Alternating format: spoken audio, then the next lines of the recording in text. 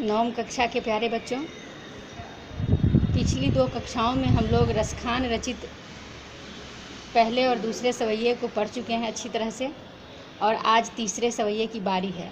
उन दोनों सवैयों में कविवर रसखान ने अपनी भक्ति भावना का एक अनोखे रूप में परिचय दिया, जिसमें उन्होंने बताया कि मैं श्री कृष्ण को हर रूप में प्रेम करता हूँ और उनके द्वारा उपयोग में लाई गई हर चीज़ को पसंद करने के साथ ही उनका सानिध्य प्राप्त करना चाहता हूँ और उन वस्तुओं को भी अपने सानिध्य में लेना चाहता हूँ। लेकिन इसमें एक अनोखे रूप का परिचय मिलेगा आपको।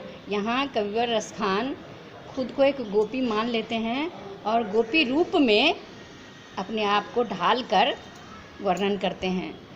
गोपियाँ श्री कृष्ण की दीवानी थी, आप सबको पता है, और उन्हीं गोपियों में से खुद को एक मान कर वो क्या कहते हैं सुनिए। मैं पहले सवैया पढ़कर सुनाती हूँ, उसके बाद सवैया तो ब्रजभाषा में है, फिर मैं जब उसका अर्थ बताऊँगी तो आपके लिए बिल्कुल आसान हो जाएगा। ध्यानपूर्वक इसको सुनिएगा कि कैसे वो क्या कहती हैं। चूँकि यहाँ खुद गोपी बन गए हैं रसखान, इसलिए स्त्रीलिंग शब्द का प्रयोग करना पड़ रहा है।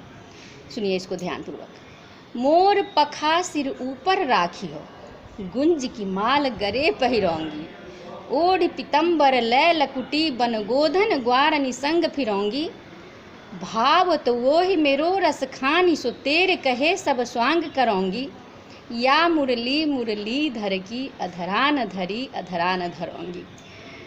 सुनिए पहली जो पंक्ति है उसका अर्थ, कि मैं श्री कृष्ण की भांति मोर पंख अपने सिर के ऊपर भी धारण कर लूँगी और गुंज की माल जो श्री कृष्ण अपने गले में धारण करते हैं उसको भी मैं धारण कर लूँगी। और दूसरी पंक्ति जो है, ओढ़ पितंबर लय लकुटी बन गोधन ग्वारिन संग फिरोंगी। जिस प्रकार श्री कृष्ण भगवान पीत वस्त्र धारण करते हैं, पीतांबर, पीले हैं अंबर, जिसके अंबर मतलब वस्त्र, पीत मतलब पीला, तो पीत वस्त्र धारण करते हैं श्री कृष्ण, आप सबको पता है। विष्णु के ही श्री कृष्ण एक रूप है और विष्णु का एक नाम पीतांबर भी है, आप सबको पता है, मैं बता चुकी हूँ और आप सब जानते भी होइएगा। तो कहते हैं कि जिस तरह से श्री कृष्ण पीतांबर धारण करते हैं और ग्वालों के संग बनवन फिरते हैं, उसी तरह से लकुटी लेकर के मैं लय लकुटी बनगोधन ग्वारिनी संग फिरूंगी। अर्थात मैं भी उसी तरह से लकुटी लेकर ग्वालों के संग फिरूंगी।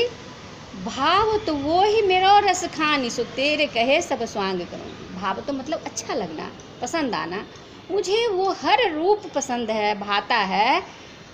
रसखान कहते हैं कि मुझे वो हर रूप भाता है और मैं वो हर स्वांग करने को, हर अभिनय करने को तैयार हूँ जो आप कहिएगा, क्योंकि मुझे श्री कृष्ण के तो हर चीज़ में प्रेम ही नज़र आता है। लेकिन अंतिम पंक्ति कितनी अदाकारी भरी है, देखिए, या मुरली मुरली धर की अधरान धरी अधरान धरोंगी। अर्थात श्री कृष्ण जिस मुरली को अपने अधरों पर अर्थात ओठों पर धारण करते हैं, उसको मैं किसी भी प्रकार से अपने ओठों पर धारण नहीं करूँगी।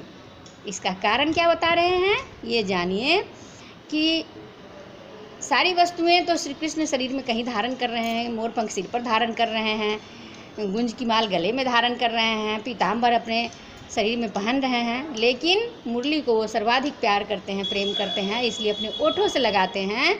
तो यहाँ गोपियों को मुरली से सौतिया डाह हो रहा है, जेलेसी जलन हो रहा है कि श्री कृष्ण उस मुरली को सर्वाधिक प्रेम करते हैं और मैं उस मुरली को अपने ओठों पर किसी भी हाल में धारण नहीं करूँगी, क्योंकि वह मेरी सौतन है। अब इसमें कैसी भाषा और भाव की अभिव्यंजना हुई, इसको ध्यान से देखिए, सुनिए। अधरान धरी अधरान धरोंगी में यमक अलंकार का प्रयोग हुआ है बच्चों। आप सबों को पता है कि यमक अलंकार का क्या मतलब होता है। जब 2 जगह एक ही शब्द का प्रयोग हो लेकिन दोनों जगह उसका अलग अलग अर्थ हो, वहाँ यमक अलंकार होता है।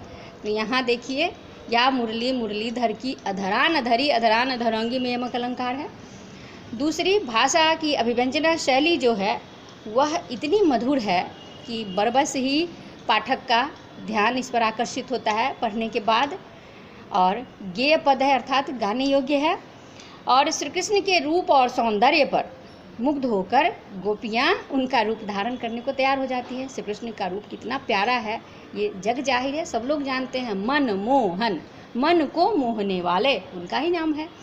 तो यहाँ सारी चीज़ें वो धारण कर लेती हैं, लेकिन उसको नहीं धारण करती हैं। श्री कृष्ण के प्रति अनूठा और अनोखा प्रेम यहाँ वर्णित हुआ है बच्चों, और मुझे लग रहा है कि आप लोगों को यहाँ सब कुछ समझ आ गया होगा।